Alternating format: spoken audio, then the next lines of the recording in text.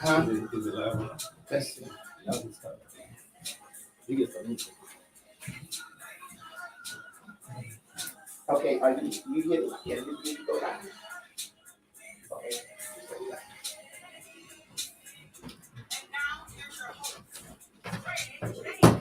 Want to say good afternoon and once again, welcome. I tell you, we've got some technical difficulties. You know why? Because we get ready to set some people free. And that's what always happens when you find yourself in a place where freedom is about to come. I remember trying to get out of jail and they told me the computer's messed up. That's what happens when freedom is about to come. Hey, so listen, go ahead on the tag share. I think we got everything in the proper place right about now. And we are excited about what's getting ready to happen. So go ahead on. Let's get everybody in. Let's get everybody on. We had some technical difficulties getting started. But as you know, we're about to break some strongholds. We're about to set some people free. We're about to talk about you don't have to suffer in silence. There is a way out. Hey, keep it locked right here. I'm going to give you a few minutes to go ahead on and get everybody on. Joining me. It's been a while. He's been in and out of court. He's been making sure the NAAC business takes care of what has to happen, but he's in the studio today. Want to say good afternoon to attorney, my co-host, Mutaqee Akbar. How are you, sir? Good afternoon, Pastor. Good to be here back with you in the studio. It's great to have this conversation that we're going to have today. But like you said, I've been busy with work, busy with court, with my due, with the NAACP, with family and everything else. But glad to be back here with you in the studio. Well, I tell you, maybe the studio was having problems realizing that you was here. Hey, but certainly, man, it is indeed good to have you. Hey, listen, I want to tell all of you who are tuned in by way of airways, go ahead on and get ready to tune in Facebook Live. I want our Facebook audience. Go ahead on the tag and share. I see that you're coming in. We were having a little technical difficulties getting started, but hey, man, listen, both of us today became technical cameramen. We got it together now. That's one thing about COVID. Technology is taking over the world, so we got to figure out every kind of way to bring it to the people. So absolutely. I mean, and when we think about where we are in COVID, there's so much that's going on. And for those of you who are listening, I want to be very informative. On this Saturday, over at the old New Mount Zion AME Church on Old Bainbridge Road, they are going to be giving out the vaccination shots. So listen, if you're in the 32304 area or wherever you are, you want to make plans to be there 9 a.m. to 1. And you need to just come on out. And we're going to be doing a major outreach starting on tomorrow in that 32304 area code for information and inspiration to get everyone out for that. Because COVID, man, has really taking a toll on our community. You're right at a year, man. Like it started just at a year ago, I think, and since then, like you said, we've been trying to figure out how to maneuver within COVID, how to socially distance, how to keep making money, be in contact with our family. So finally, I think we're on the downslope of it now, but we still got to remain vigilant. And for people who want it, go get that vaccine. For people who don't, continue to stay safe. Absolutely, man. Well, listen, I tell you, this is a very historical moment here at Wake Up Wednesday. And the reason I say that is because you are here. Your father is here. Oh, yeah. I bought him out of retirement. I see. And certainly, man, I mean, just to be able to have, both of you all here and talk about what we're going to talk about. Certainly, I want to say to you, Dr. Akbar, welcome to Wake Up Wednesday. I know you're tuned in because I see your comments. You challenge me a lot of times and make me go back to the mirror and say, wow, okay, but we're happy to have you. So listen, I want all of my listening audience, just put your hands together right now and let's just welcome Dr. Naeem Akbar. Pastor, it's always good to be with you. As you say, I'm an observer. It's very comfortable to be able to sit back and comment from the sideline. And you've got me on the stage today. Absolutely. So I'm here to make whatever contribution I can. Well, I tell you, let's talk about how did we get to this point, because this is a very serious issue. And so we, I guess like last weekend, I was awakened. I think you were awakened. The whole city was about a death, a suicide death in our community from somebody who Was a strong advocate about different issues. He challenged a lot of people about different issues, very active on social media, very active in the community. The last time I actually engaged with him, we were walking neighborhoods trying to figure out ways to stop the violence and getting kids out of the streets and doing things that were positive. And so it came as a real shock to find out that he, people say committed suicide, but I think people in the mental health world say completed suicide. And when we started talking about that, and my father and I, we talked about it a lot right after it happened. And what we discovered is that, Black people in general, but Black men specifically, really don't deal with the mental health issues. They don't deal with depression. They don't deal with anxiety. They don't deal with all those things that kind of come down on us, maybe tenfold as Black men. We don't, when I say we don't deal with it, we don't always have those outlets. I think Black women, they talk to each other, they check on each other, they have spa dates, they're intentional about having those relationships where they can have those outlets. But I think Black men, we just don't. It's the machismo thing. It's the, I'm good, I'm straight. I don't want to be vulnerable. I don't want to show that side of me. And once we're ready to do it, a lot of times it's too late. Wow. And we find that, Black men will slip in depression, get to the point of suicide. So when we were having those discussions, of course, he had discussions about the clinical side of it, right? But also about the real world side of it. And then the same thing that you and I talked about, to say, hey, we got to have this public discussion so we can really open it up for people to really talk about it. And certainly we're excited and we're getting ready to yield the floor to one of the leading voices in our nation when it comes to the psychological chains that bind us. And I really feel and believe, Mutaqee, that with COVID has hit, with men at the head of the household facing everything they're facing, not only are we awakened by this young man's situation, but in our local area, right, there have been several suicides that took place with men, right, and African American men. Right. So to have this conversation at this moment, I think it is an alarming wake up to our generation of men. And we don't have to say that we're Superman if we feel we need to talk. And being a pastor, I'll say this before Dr. Akbar begins to chime in, because I'm just waiting for what he's going to share with us. I'll say this, that being a pastor, I've come to realize that we just can't say we're going to pray it away and we're going to pat you on the back and say everything's okay.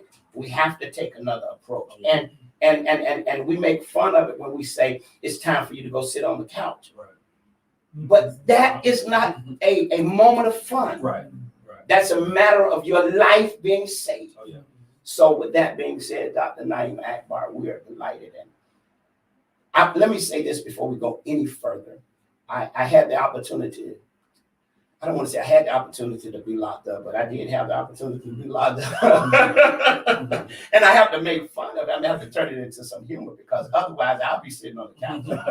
But your book, the psychological change, that I had the opportunity of reading that while I was serving a life sentence. And it gave me a different perspective on the mindset. And it gave me a different perspective on Black men. So I want to thank you so much. And there are other people who will ask, how can they get it? So please, before we get off the ass, let's tell them how to get that. But here we are now. Okay. And the percentage of African-American males falling into depression, committing suicide, is at an alarming rate. Yeah, well, you and Mutaqee have already said it all. I can just sort of maybe fill in some of the dots of what you've already laid out. And I think that probably one of the things that we have to begin with is this whole idea that to talk about one's feelings is antithetical to being a male. Wow. That somehow men are not supposed to feel. Men are supposed to do, act, be cool. So the whole idea of being cool, laid back, is the concept we have of masculinity. And that somehow to be uncool, to actually feel, to experience feelings, much less talk about them, is something that is viewed as being very unmasculine and it therefore leads us to somehow deny or try to numb ourselves to any kind of feeling that we actually have, and we dare not even talk about them. So we really put ourselves in a catch 22. That somehow, if you're going to be a man, you have to do the very things that will never let you become a man. Mm-hmm. And one of those things you have to do to become a man for real is to be able to confront yourself and look at yourself and understand how it feels to be a man. Wow. And if you are unwilling to confront and explore those feelings that you have, then there's no way to ever become the man that you say you want to be. Wow. Can I stick a pin? Because you Sure. say you got to confront yourself, Yes. and men have a problem with it. Yes. Why is that? Men have a problem doing that because we have this coming from kind of double sources. We have within the broader society this whole idea of the macho man being something that we see in the media as being a person who somehow doesn't get down and dirty with the kind of like feely, touchy things in the emotional side. Emotional side of life. I mean, that's what they do on the Hallmark Channel, but they don't do that on the BET channel, and they don't do that on the sports channels. And so the whole idea is that, you know, you go out and like run it down the football field, you break your neck, you break your legs, you break everything else, but you come out with not a tear. You don't feel even hurt, you know. And that's the idea of how we project being a man. And we contrast that with the idea that women do the sobbing, they do the crying, they do the feeling, and men don't do that. So we create this false dichotomy. Wow. And we lock ourselves off from ourselves because we live in our feelings. It is in our feelings that we live. And if you lock yourself off the way you live, then in fact you never be able to become who you are. So what has happened is that we can't admit to ourselves that we are sad. We can't even admit to ourselves that we are really happy. Now we can be cool, but we got to be cool about being cool. You know, you can't like really be hilarious about it. You know, you can cheer about a play on the basketball court. You could cheer about a score on the football field, but you can't cheer about being with your family, being with your lady you want to be with. You can't really show that. And of course, one of the complaints we get from women all the time is that you don't talk, you don't share, you don't say anything about who you are. Well, the thing of it is, we don't know how. Wow. We don't know how. So we've been trained not to. We've been trained not to. Well, you know what? I got to do this. Doc, I got to bring you here because I need everybody who's on Facebook to see you. I just had somebody say, well, who's talking? This is Dr. Naeem Akbar, and we've been to play musical chair just for a moment, just for our Facebook audience, so that he can get right here. And Mutaqee, I'm going to come right there with you because I want our listeners on Facebook to have a bird's eye view of what is being said. Don't go nowhere. Keep it locked right here. Those of you who are listening by radio, we'll be right back in about 30 seconds. We're doing a musical chair switch right now.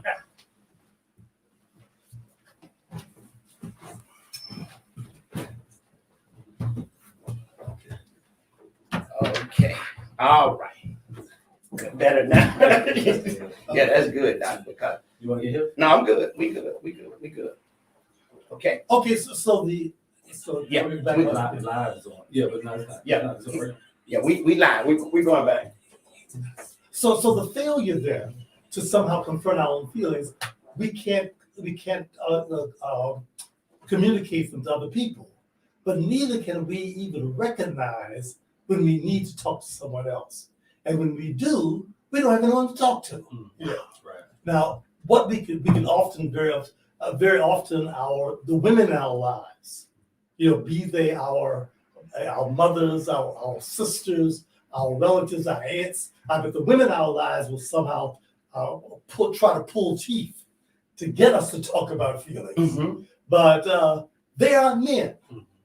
And we certainly can't find, except on very rare occasions, is there a minister, which is probably one of the few places we can go to find a man to talk to. And as you mentioned earlier, Pastor, in your opening comments, the idea of talking to a psychologist is that a counselor of any sort is completely unacceptable. I ain't crazy. What I ain't crazy, man. I ain't gonna talk to nobody. You crazy yourself. So the idea is that we assume that to talk and to share, to talk about how we feel is an admission of weakness. It's an admission of like being non-masculine, not enough of a man, and we therefore can't find solutions with each other. One of the things we're most liking at this point in history, and I think that one of the things we're certainly finding with this increased occurrence of young black men committing suicide, committing active suicide. I call it active suicide because we've been doing passive suicide for a long time. Wow. In other words, we blow each other away or we blow ourselves away through self-destructive acts. So we'll drink ourselves to death, we'll dope ourselves to death, we'll put ourselves in situations where we're going to get killed, and we know we're going to get killed. We'll go driving down the street at 150 miles an hour, drunk as a dog, with no lights on our car, and think we're going to live, And so we do, but that's passive suicide. But we are now getting to a point that is so bad that the conditions become so bad that we are we're beginning to commit on a regular basis active suicide. And this active suicide is when we take a gun and blow our brains out. We literally will, and dramatically so. We do it in such a way that it really represents the fact that I am killing me. I am killing me. And it's almost like and to get to Well, that point, yeah. in how do we avoid that? I mean, and I guess like what we're saying is that to avoid that, it takes, that village. We always talk about that village, but not necessarily just, the village to say, okay, I'm here for you. You can be vulnerable around me. I can support you, but not just when you see somebody in a crisis, but I think it has to be intentional every day. Yes. And we have to normalize it. Right. Because right now it's not normalized. Yeah, right it's now, when you say to somebody like another brother in the street, "Hey, I love you," people looking at you like, "Well, why are you telling this guy you love him?" I mean, even on social media, like I tell somebody, "Happy birthday, I love you, man." I'm like, "Yeah, I saw you tell that guy, you love him." Yeah. Because it's not macho, it's not masculine, Exactly. and it's not normalized. Yes. But like if we are intentional about normalizing it, then That would be a part social media is a part of our life now, no matter what we think about it. But like even just in our day-to-day lives, if you're walking down the street and somebody saying like, "Hey man, I see what you're doing, I love you, I support you, whatever it is that you're doing," even if it's another brother, that's gonna push you the next day to keep on going and keep on pushing. Like I remember probably about 10 years ago, I was walking through the courthouse and a brother said, "Hey man, I just want to let you know that I recognize you. I see what you're doing. I support you. Like, I love everything you're doing."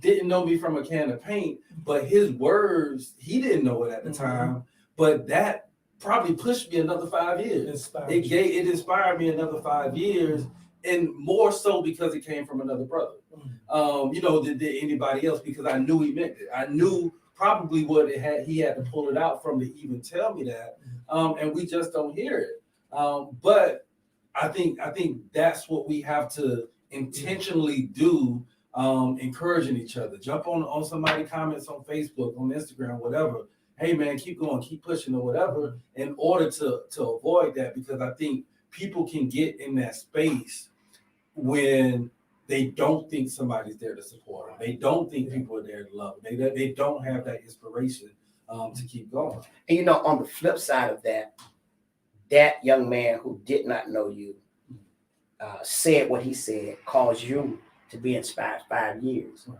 On the flip side, I'm in prison, and you never share with a man you love them. I remember the moment that I decided to get out of the gang that I was in. I was in Leavenworth Federal Penitentiary, and well over 5,000 inmates, and everybody there is doing life plus more than one life sentence. And the moment that I decided to get out of the gang, I never forget, I met one of the leaders, a guy by the name of Bloodhound, and I said to him that I wanted out.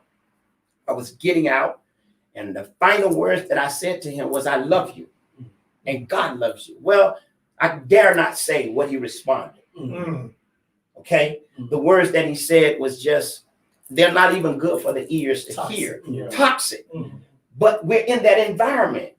Well, 4 days later, this same young man said to me, I want you to meet me on the rec yard after the 4 o'clock count. Well, now I'm afraid because I don't have a knife, which is a shank. Now I'm afraid because I'm not a part of a gang. All I remember telling him was, I love you, God loves you, and he went off on me.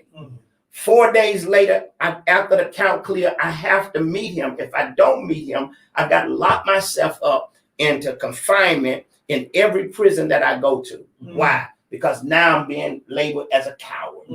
Now people are going to take advantage of me. Now I'm going to be pressured. So I got to meet him. Well, I go to the rec yard, Doc. And when I get there, he has tears in his eyes. And he says to me, I never had nobody tell me they love me. Yeah. That bothered him all those nights. He said, I did everything I did just to be loved. Yes. And one of the key issues is, and it's very interesting that this whole the phrase has become a mantra, as a political mantra, but it's in fact probably one of the most psychologically significant statements we should make, and that is life matters. Wow. Black life matters. Right. And it is not a counter-racist declaration. It is a self-affirmation that we need to be saying emphatically. If you want to be woke, you've got to understand that you matter, that your life has value. And once you accept that and internalize that, then you can begin to militate against a lot of not the destructive things that other people do to you, but the destructive things you do to yourself. That is such an important piece. And so Black Lives Matter is speaking to a much deeper need than somehow let's convince the police that Black Lives Matter. Wow. Let's convince white folks. Let's convince white people. Let's convince ourselves. Let's each other. But the point of it is, we need to look inside and find ways. And what we need to begin to do, what you're saying, we're talking about the intentionality. We need to make sure that we spend as much time, we need to selectively put ourselves in places that's affirming the value of who we are. Stop hanging out with people who ain't about nothing, ain't gonna be about nothing, ain't gonna say they're gonna love you, they don't love themselves.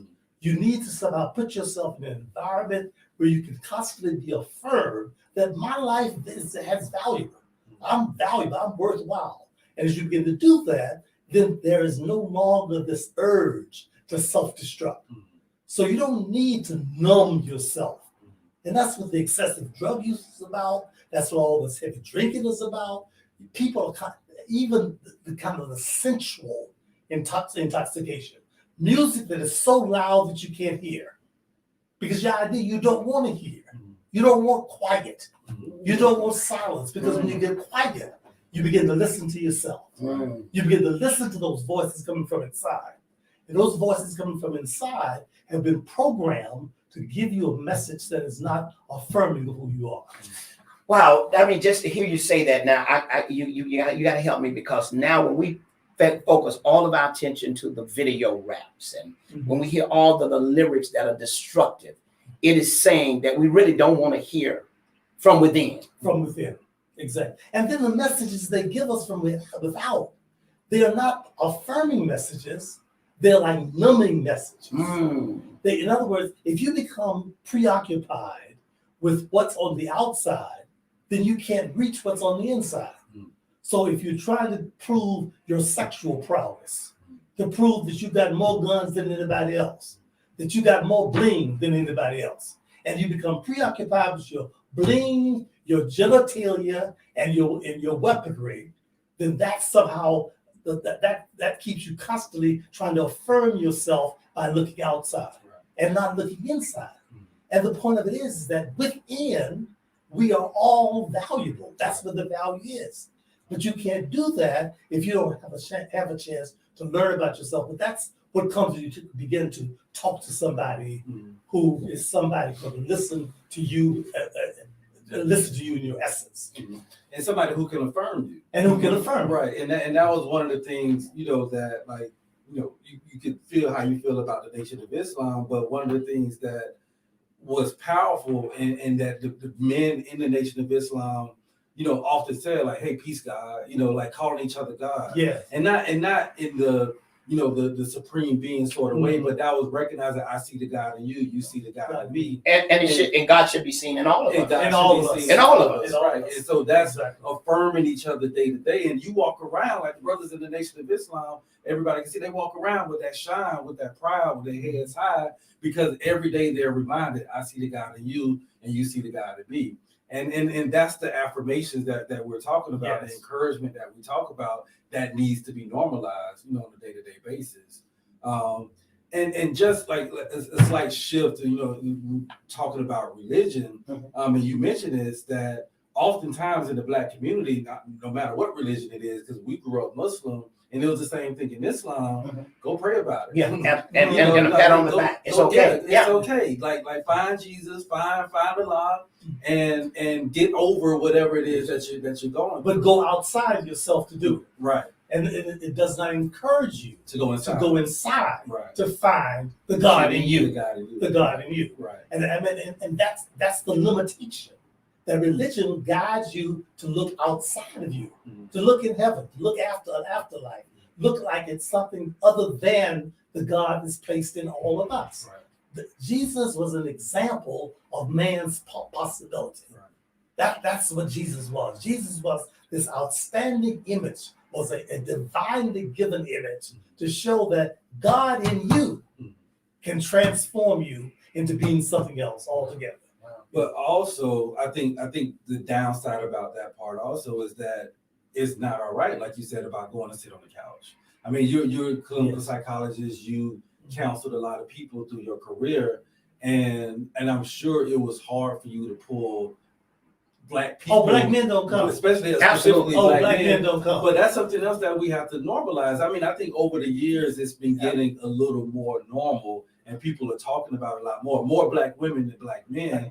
But there are benefits to that as well. There's benefits to sitting on the couch. Absolutely. And I think, something that is very important for those of you who are listening to the broadcast today.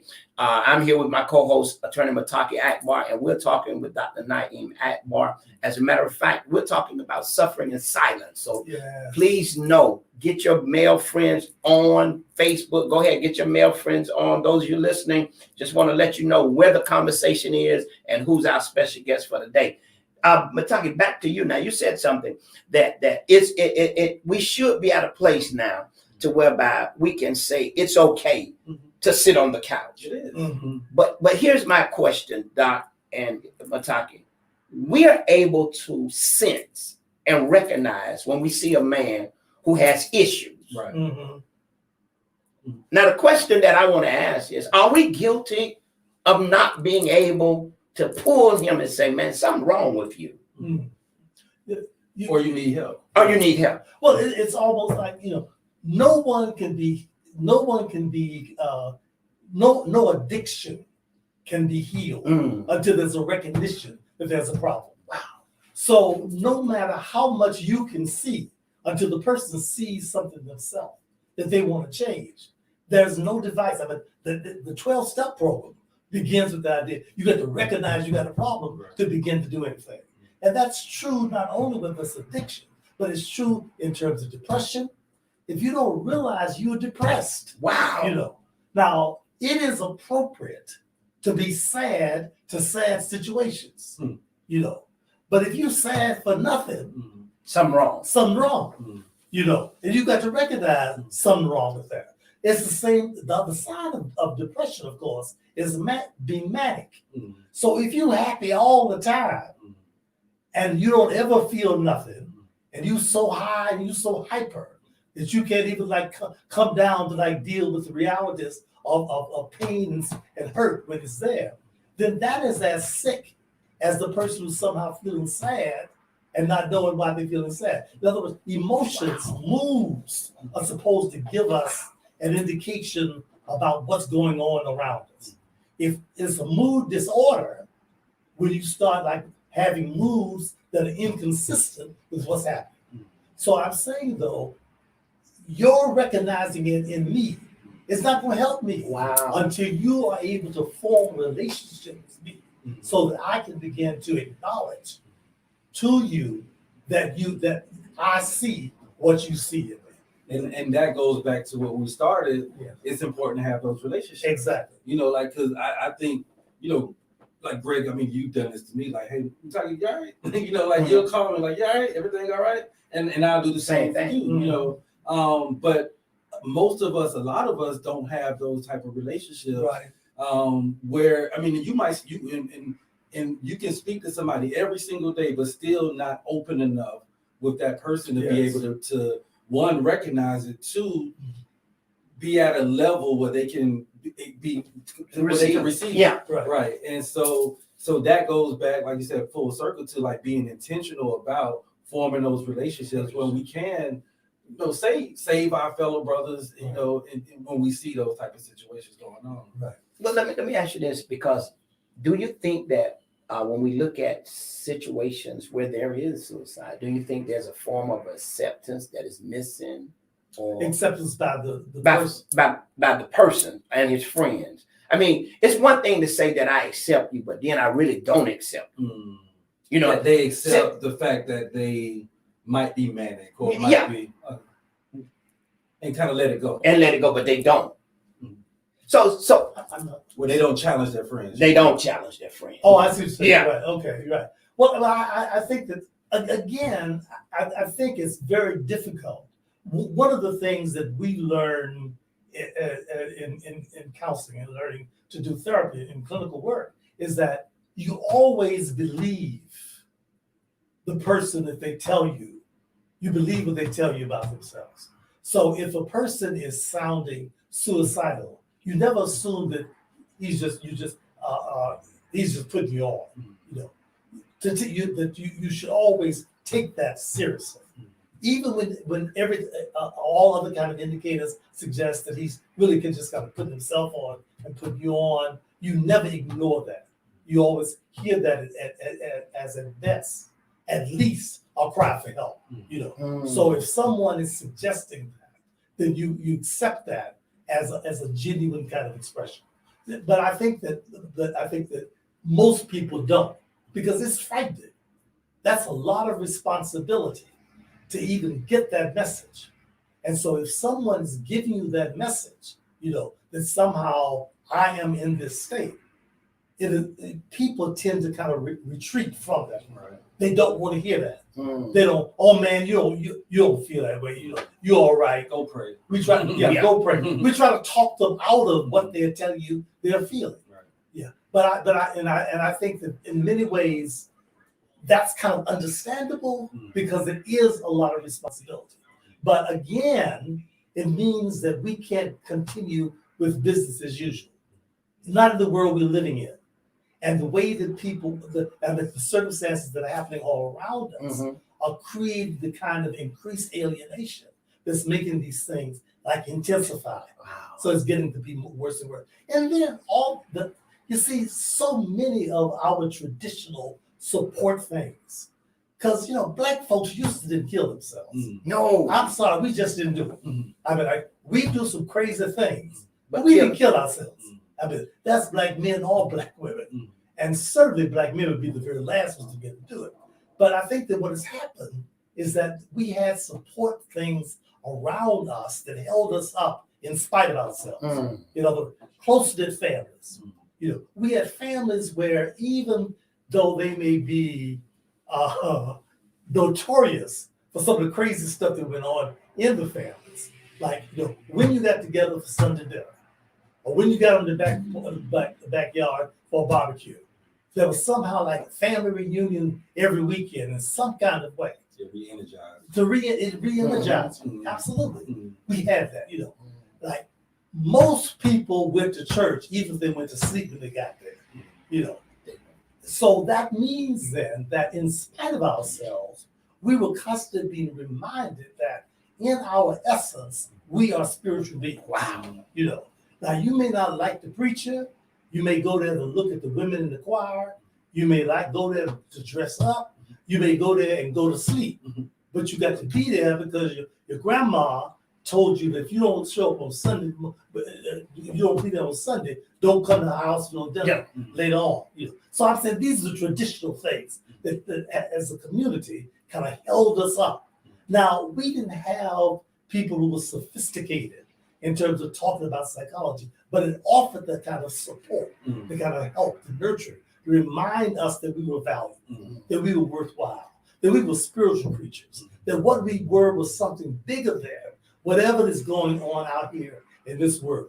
We are not about this relationship, which defines who we are. So one breakdown of the relationship becomes your whole life story.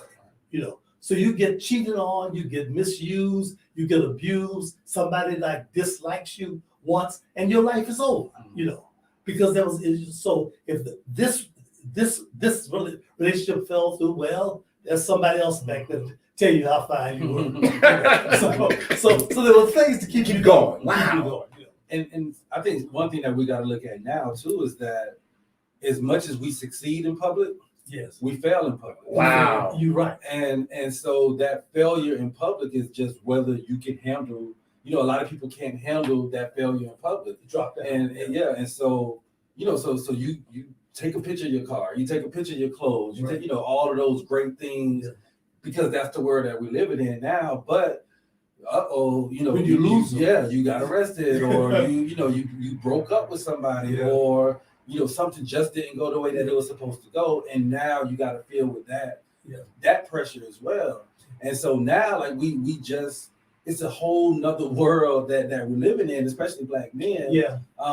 That we have to prepare ourselves for, and so we can discuss, reasons why and all of those things now, but I think we have to again be intentional about preparing, building a substitute and preparing for whatever it is that come to us, and having the people who like to succeed in public, like to say, hey, this is how great I'm doing.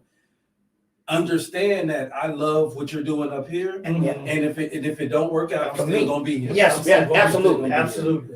How do we get there though? How do we get there? I mean, for one thing, I mean, this kind of conversation is so important. It really is very, very important. Unfortunately, there's not enough of this kind of conversation being able to take place.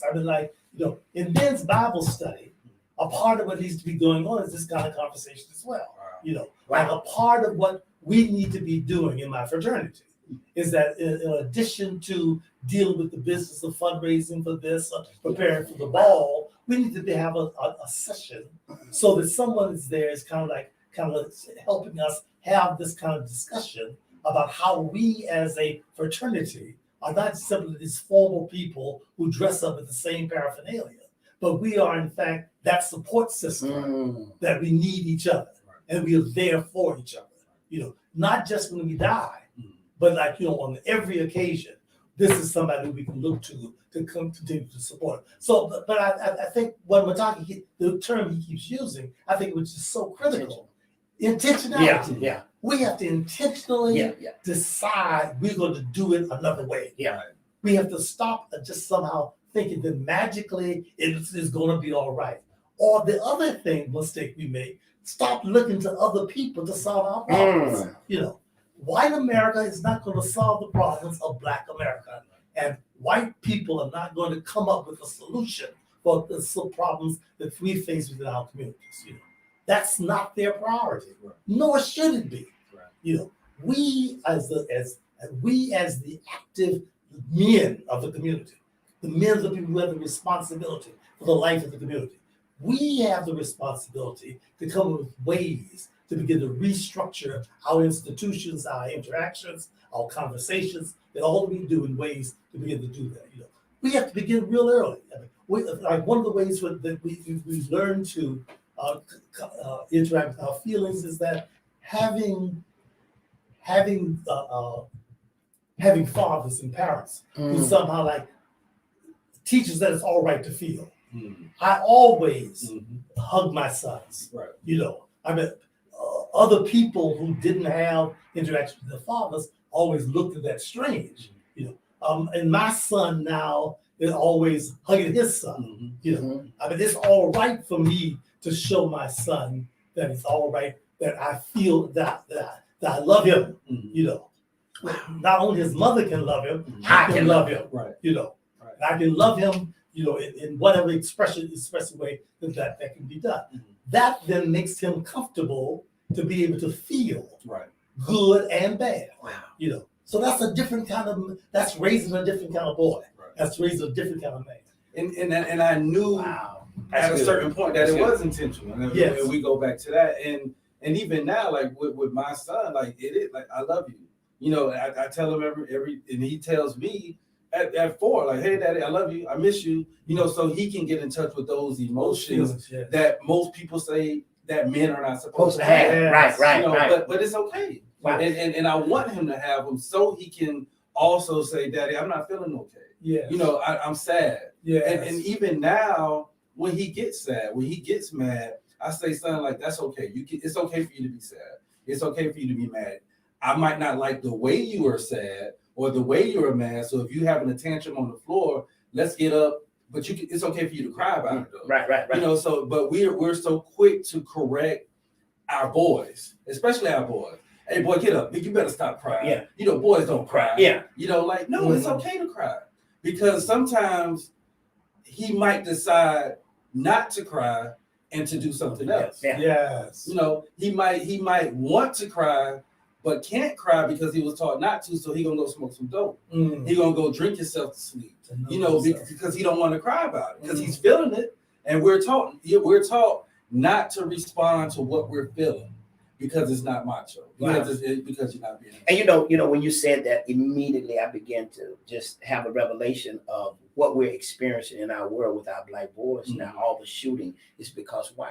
They're keeping their feelings and they're reacting. Exactly. And the reaction now puts you in place. They don't know how to express. So nobody has really taught. It's okay. Yes. It's okay to be hurt. It's okay. Yes. And therefore, we've been taught, man, you got to be macho. Right. Now, you can't let him say that to you. You got to respond. You got to respond. Right.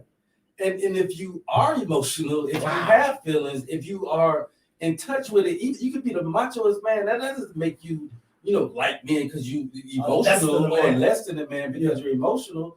But if you are, just imagine, you're not gonna go blow a person's brains out if you feel attached to them, just in general. I mean, it doesn't have to be somebody, it could be a stranger, but you still like, man, you know, because you are in touch with those feelings, but we're creating these robots who don't realize that another life is another life. Exactly. And their own life is important. It matters. Lives matter. And so it all comes down to that same thing. And I do believe that is a strong source of it, that we don't have a relationship with our emotions. Yes. That's true. And I think, Doc, you said something that was so vitally important. No matter how much I may say or Mutaqee may say to this gentleman, man, something is wrong, until he recognizes nothing is going to happen. And the most that you can do is to help him be willing to recognize it in himself. You know? But you can't make him do that. That has to be like he has to be intentional about being able to like honestly look at himself. For those of you who are tuned in to by way of Facebook, if this is blessing your life, go ahead on and you're connecting. Go ahead on and put some hearts on that screen to make sure that you are feeling what is being expressed, and you're able now to take a different look at how you handle your son, how you deal with your male friend. You're able now to give an expression that it's okay. You know, I don't see you less than if you allow your feelings to be seen by me. Put some hearts on that screen. And you know what, Mutaqee, here we are today. And I think, like I said, this is very historical because about 5 or 6 months ago, we found ourselves dealing with kids with mental disabilities inside of the jail system. You and I worked on several situations pro bono, and you're doing a lot of that. I guess the Lord keeps blessing you, but you're doing a lot of that. And here we are. We took a situation with a mother whose son was in the county jail, mentally challenge. No one really paid it any attention. We were able to resolve that situation. And then there are others. And now today, Representative Allen Tapp, who has heard our cry constantly, passing bills. And here we are today facing another challenge. Oh, yeah. And do we become the champion of what Doc just said? We need to have more of these because everybody's responding how this is helpful. You can't legislate this though. You know what I'm saying? Like we, we can't, Allison Tan can't, or Ramon Alexander, all our champions in legislation. I don't think they can legislate this. Maybe it's some money to go towards like mental health and support and things like that. Right. But I think this is one of those situations that we have to like sit down and again, like be examples of it, encourage it, find ways, like in our sisters, they can say, hey man, it's okay. That's another part of it. We think we're impressing women by not showing our emotions. I think they have to encourage it as well. But I think platforms can be put in place in order to, speak about it. But I don't think this is something that can be legislated. This is something that we have to, as a community, really have to put. Yeah, encourage it, but not use it as a shaming. Exactly. Device. Wow. I mean, very often, particularly the women who we are attached romantically, tend to use it as a whipping stick. Right. That's a part of your flaw. Right. You don't show any emotion. Yeah. And so rather than somehow shaming you, it's sort of encouraging you to comfortably be able to open up without being shamed in terms of dudes. Right. Yeah, but I think that it's certainly, but again, whether it's coming from that direction, coming from other men working with men, with fathers work with their sons, it has to be intentional. Right. We really have to begin to do that and to understand, Mutaqee, I think that's a good point, is that you really can't legislate this level of human interaction. Wow. We've got to begin to rethink who we are, whose we are, and what we must do on the basis of that. Right. We've got to stop expecting to find solutions outside of our own cultural history, outside of our own living history, and outside of the value that's within ourselves. Right. We must declare our lives matter. Right. To us. And begin to us. Yeah. And to begin to do that as an affirmation and not as a declaration of war. Right. This is not a protest. Right. This is an affirmation that you do on the basis of yourself. And you don't need to get someone else to accept that. Right. You can accept you. Right. That's Doc, you said something today that just really has. I want to say that this is waking up those who are listening. Black Lives Matter. Until it matters to us. To us, yes. It's not going to matter to no one else. Absolutely. So we don't need to try to get the law enforcement to understand Absolutely. that. We don't need to try to get legislation to understand that. Exactly. We've got to understand We've that. got to And when we understand that, we won't be losing our men who are suffering in You'll be silence. all right. You ain't got to march about it. You got to march You don't about it. march. Wow. You don't march Because about you're that. walking about it. That's right. You walk the walk. You walk. You walk the walk. Right. And so it really comes down to the issue of being able to love yourself and to love who you are inside. And that's the God in you. You said something, and we're running out of time, but I'm gonna have to take another few more minutes, and we'll take a few more minutes, and we'll take your input. But now you said something, and I think it's so important. You said family would sit on the porch. Family would create the barbecue. Family, and even if somebody in the family was out of line, family dealt with that. Exactly. How do you see family now? It's on Facebook. It's Facebook family. People talk about Facebook family. That ain't family. I don't care how many hits you got, how many likes you got. That is not family. Family is an atmosphere. It's a milieu of love. They don't know you like unidimensionally based on your post or based on your what's the picture thing that goes with Facebook? Oh, Instagram. Instagram. Not based on your Instagram picture. It's really based on a whole commitment to the atmosphere that you live in. So they know you in your weak times. They know you in your strong times. And it's not like reacted to the moment. And a part of the reason we're so vulnerable to the ups and downs you were talking about is that we're waiting for a like, you know. And if we don't get enough likes, you know, then like somehow we're crestfallen. Our self-esteem is gone. So that's not, Facebook family is not family. Family comes from the root familiar, you know. So if you are not familiar, and that is having a relationship that's ongoing, then that's not family.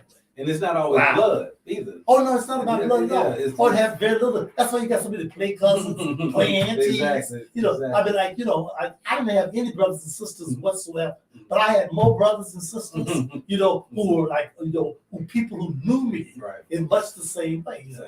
And I'm saying that, like, you know, in every family, the traditional Black families have these what they call parakinship ties. You know, and so people didn't know who was your real aunt. And who was it, Jan? Your godmama, is that your grandmama? Like, it could have been. It's very often the godmama who had no blood whatsoever. But we moved away from that so much. But that's what I was saying earlier. About we somehow have to be able to go back to that. And to, again, intentionally do that. To build those relationships and to go and pull those people. Because social media makes us think we have those connections. Yes. And we really don't. And we don't. We don't. So really, with the time, we're going to wrap up in about 5 minutes. But really, someone just said prevention left when people stop sitting on the porch and someone stopped caring about the neighborhood. Absolutely. Absolutely. Wow. Absolutely. So really, there's a real challenge for men to get back at the forefront of the home, of the family, of the community. And that's not a boss of anybody. That's like in the forefront of responsibility. Wow. You know, so like we think that being in the forefront very often means like, you know, being the drum major, just sort of marching in front of the band. But you know, we've got to be, we really need to be in the forefront, walking from the back to make sure it all goes well. Responsibility. We got to stand up to, I mean, that's my motto, you know. The definition of manhood is responsibility.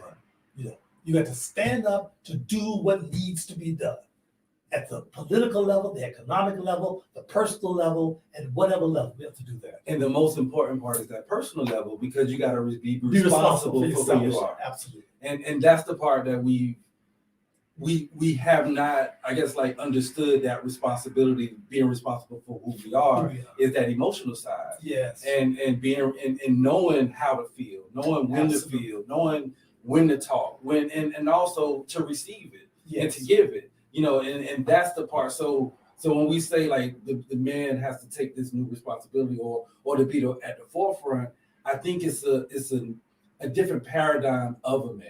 You know, and I think that's the reason why we're talking about this, because the idea of man, like when you say that, you automatically think of that macho man. Right. You know, and not that man that, you know, again, like that's vulnerable, that's emotional, that can deal with and receive what's necessary in order to like deal with the ups and the downs. Right. Hey, listen, family, I tell you, this has been amazing, and there is so much more that we can say. We're out of time, but we're never out of word on Wake Up Wednesday. You hear me? And certainly today has been a day whereby I feel and believe that you have been challenged to wake up. You've been challenged in every area to become more intentional in what you do, how you do it, and why you do it. And for all the men that are listening, I pray today that somehow this message has resonated with you, that you'll see yourself with feelings and that it's okay to allow those feelings to be expressed. Yes. You're not going to be less than a man if you cry. You're not going to be less than a man if you tell somebody you're hurting. You're not less than a man if you tell somebody, I just need to talk. I just need to vent. I just need to have a moment of being transparent. As a matter of fact, I believe it gives you a different outlook and it makes you more of a man. Absolutely. Closing remarks, attorney. Hey man, you said it all. Yeah. What Doc? Closing remarks. You got it. You got it. I think we did a good job. Hey, listen, I tell you, you can share the Facebook Live. Those of you who have heard us here by airways, go to our Facebook page and share the page. Certainly, we want to thank once again Dr. Naeem Akbar for joining us. how can they get materials?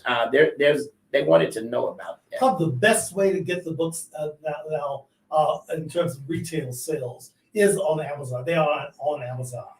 And if you have contact with any of the Black bookstores like Heritage Bookstore, African World Press out of Baltimore, and some of the other major Black bookstores around the country, they have online sales. Unfortunately, Mind Productions is now simply wholesaling and doing publishing.